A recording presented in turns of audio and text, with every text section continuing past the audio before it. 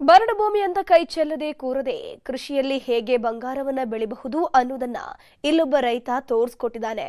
ಮಾವಿನ ಫಸಲನ್ನ ಸಾವಯವ ಪದ್ಧತಿಯಲ್ಲಿ ಬೆಳೆದು ಇಡೀ ರಾಜ್ಯದ ಗಮನ ಸೆಳೆದಿದ್ದಾರೆ. ಹಾಗಾದ್ರೆ ಯಾರು ಆ ರೈತ ಅಂತೀರಾ? ಈ ಸ್ಟೋರಿ ನೋಡಿ.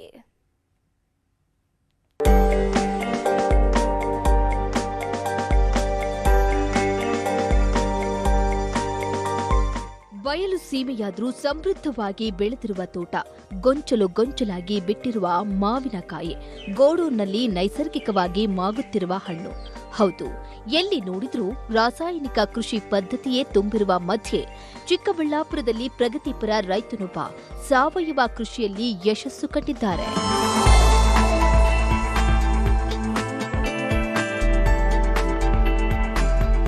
ಶಿಡ್ಲಘಟ್ಟ ತಾಲೂಕಿನ ಪ್ರಗತಿಪರ ರೈತ ಆಂಜನಪ್ಪ ತಮ್ಮ ತೋಟದಲ್ಲಿ ಸಾವಯವ ಕೃಷಿ ಮಾಡುವ ಮೂಲಕ ಬರಡಾಗಿದ್ದ ಭೂಮಿಯಲ್ಲಿ ಬಂಗಾರದ ಬೆಳೆ ಬೆಳೆದಿದ್ದಾರೆ. ಇವರ ತೋಟದಲ್ಲಿ ಸಂಪೂರ್ಣ ರಾಸಾಯನಿಕ ಮುಕ್ತವಾಗಿ ನೈಸರ್ಗಿಕ ವಿಧಾನದಲ್ಲಿ ಬೆಳೆದಿರುವ ರಸಪೂರಿ ಮಾವಿನ ಹಣ್ಣಿನ ರುಚಿಗೆ ಸ್ವತಃ ಮುಖ್ಯಮಂತ್ರಿಗಳೇ ಮನಸೋತಿದ್ದಾರೆ. ಒಂದ್ ಕಡೆ ಮಾವಿನ ಹಣ್ಣಿಗೆ ಸೂಕ್ತ ಬೆಲೆ ಇಲ್ಲ ಎಂದು ರೈತರು ಕಂಗಾಲಾಗಿದ್ರೆ, ಇತ್ತ ಶಿಡ್ಲಘಟ್ಟ ರೈತ ಸಾವಯವ ಕೃಷಿ ಮೂಲಕ ಹೆಚ್ಚಿನ ಲಾಭ ಗಳಿಸುತ್ತಿದ್ದಾರೆ. ಭವಿಷ್ಯದಲ್ಲಿ ನಮ್ಮ ತೋಟದಿಂದ ಸಾವಯವ ಪದ್ಧತಿಯಲ್ಲಿ ಸಾಕಷ್ಟು ಪ್ರೊಡಕ್ಷನ್ ತೆಗೆಯುವಂಥದ್ದಾಗಬೇಕು ಮತ್ತು ಇದನ್ನು ಎಕ್ಸ್ಪೋರ್ಟ್ ಮಾಡೋಂಥ ಉದ್ದೇಶ ನಾವು ಇಟ್ಕೊಂಡಿದ್ದೀವಿ. ವಿಶೇಷವಾಗಿ ಏನು ನಮಗೆ ಇಮಾಮ್ ಪಸಂದ್ ವೆರೈಟಿ ಭಾಳಷ್ಟು ರುಚಿಯಾಗಿರ್ತದೆ. ಎಲ್ಲರೂ ಭಾಳ ಇಷ್ಟಪಟ್ಟು ತಿಂತಾರೆ. ಮಕ್ಕಳಂತೂ ಭಾಳ ಖುಷಿಯಾಗಿ ಆನಂದಪಟ್ಟು ಕುಣಿದಾಡ್ತಾ ಅದನ್ನು ಸವಿಯೋಂಥದ್ದು ನಾವು ನೋಡ್ತಾ ಇದ್ದೀವಿ. ಹಾಗಾಗಿ ಅದನ್ನು ಸೌದಿರೋಂಥವ್ರು ಮತ್ತೆ ನಮಗೆ ಕೊಡಿ ಅಂತೇಳಿ ಹುಡ್ಕೊಂಬಂದು ನಮ್ಮಲ್ಲಿ ತೊಗೊಂಡು ಹೋಗ್ತಾರೆ. ಅದನ್ನು ನಾವು ನೋಡ್ತಾ ಇದ್ದೀವಿ. ಹಂಗಾಗಿ ಈ ಬಾರಿ ಫಸಲು ಕಡಿಮೆ ಇರೋದ್ರಿಂದ ನಮಗೂ ಸಹ ಹೆಚ್ಚು ಜನಕ್ಕೆ ರೀಚ್ ಮಾಡೋಂಥದ್ದು ಆಗ್ತಾಯಿಲ್ಲ. ಆದರೂ ಸಹ ನಮಗೆ ಮಲ್ಲಿಕಾನೂ ಸಹ ಭಾಳ ರುಚಿಯಾಗಿರ್ತದೆ. ಅಲ್ಫಾನ್ಸನೂ ತುಂಬ ಚೆನ್ನಾಗಿರ್ತದೆ. ಬೈಗಾನ್ಪಲ್ಲಿ ಮತ್ತು ಅನೇಕ ವೆರೈಟಿಗಳು ನಮ್ಮಲ್ಲಿರೋಂಥದ್ದು. ನಾವು ಸಂಪೂರ್ಣವಾಗಿ ಪ್ರತಿ ಹಣ್ಣಿಗೂ ಸಹ ಕವರ್ ಆಗಿಬಿಟ್ಟು ಅದನ್ನು ಊಜಿಯಿಂದ ಪ್ರೊಟೆಕ್ಟ್ ಮಾಡ್ತಾ ಇರೋಂಥದ್ದು ಮತ್ತು ಔಷಧಿಗಳು ಹೆಚ್ಚಾಗಿ ಸಿಂಪಡಣೆ ಮಾಡೋದಕ್ಕೂ ಸಹ ಇದೆಲ್ಲವೂ ಸಹ ನಮಗೆ ಅನುಕೂಲ ಆಗ್ತಾ ಇರೋಂಥದ್ರಿಂದ. ಇನ್ನು ತೋಟದಲ್ಲಿ ಕೇವಲ ಒಂದು ತಳಿಯಲ್ಲ, ಬದಲಿಗೆ ಇಮಾಮ್ ಪಸಂದ್, ಮಲ್ಲಿಕಾ, ಕೇಸರಿ ಸೇರಿದಂತೆ ಹಲವು ವೈವಿಧ್ಯಮಯ ತಳಿಗಳ ಮಾವಿನ ಹಣ್ಣುಗಳು ಇವೆ.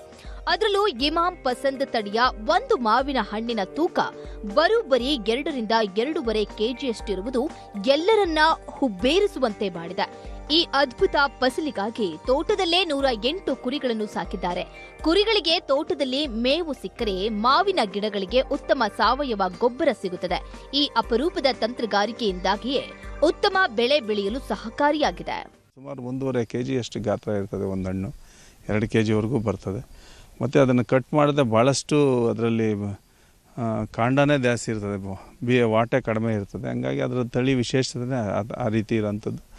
ಇದು ಇತ್ತೀಚಿನ ದಿನಗಳಲ್ಲಿ ಮಾರ್ಕೆಟಲ್ಲಿ ಭಾಳಷ್ಟು ಹೆಸರನ್ನು ಪಡ್ಕೊಡ್ತಾರಂಥ ವೆರೈಟಿ ಆಗಿರ್ತದೆ ಇಮಾಮ್ ಪಸಂದು. ಮತ್ತು ಅದೇ ಥರ ಮಲ್ಲಿಕಾನೂ ಸಹ ಭಾಳಷ್ಟು ವಿಶಿಷ್ಟವಾಗಿ, ರುಚಿಯಾಗಿ, ಸುವಾಸನೆ ಭರಿತವಾಗಿ ಇರೋಂಥ ಹಣ್ಣು. ಇನ್ನು ಯಾವುದೇ ರಾಸಾಯನಿಕ ಬಳಸದೆ ಗೋಡೌನ್ನಲ್ಲಿ ನೈಸರ್ಗಿಕವಾಗಿ ಮಾವಿನ ಕಾಯಿಗಳನ್ನು ಹಣ್ಣು ಮಾಡುತ್ತಿರುವುದು ವಿಶೇಷ.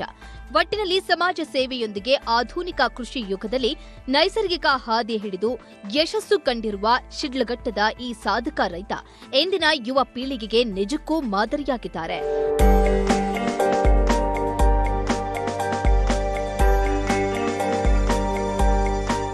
Dattatreya M, news 18, Chikkaballapur.